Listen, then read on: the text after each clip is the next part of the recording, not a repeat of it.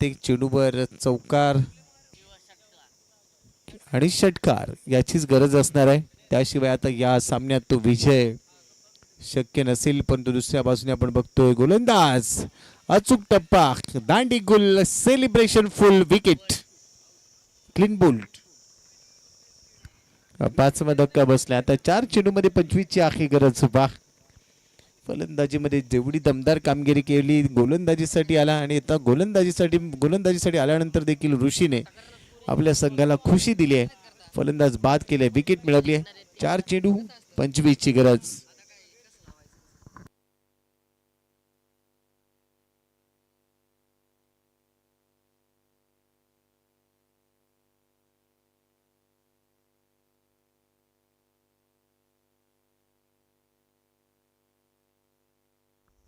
Hello,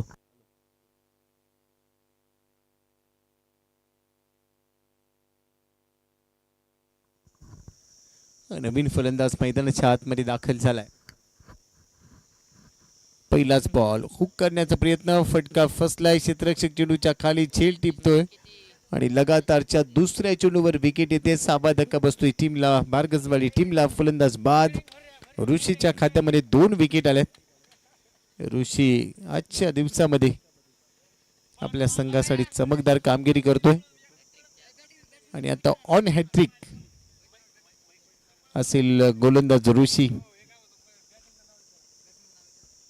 फलंदाजाचं नाव सांगा. किशोर इंगवले, जो नवीन फलंदाज आलाय किशोर इंगवले. पण दुसऱ्या बाजूने ऋषी ऑन हॅट्रिक आहे. ऋषी चाफेकर पहिल्या डावाचा अर्धशतकवीर. दुसऱ्या डावामध्ये लगातारच्या 2 बॉलवर 2 विकेट घेतल्यात. एक चांगला ऑलराऊंडर आहे ऋषी चाफेकर आणि आजच्या दिवसात पहिल्या सामन्यामध्ये त्याची चमकदार कामगिरी पाहायला मिळते. अजून एक विकेट हॅट्रिक. 4थ्या दिवसामध्ये एक आगळा इतिहास रचलाय. ऋषी चाफेकरने पहिल्या डावात अर्धशतक ठोकलं, दुसऱ्या डावामध्ये विकेट हॅट्रिक घेतली आहे. वा ऋषीबा, ऋषीने दिली टीमला खुशी. पूर्णपणे दबाव टाकलाय बारगजवाडी टीमवर.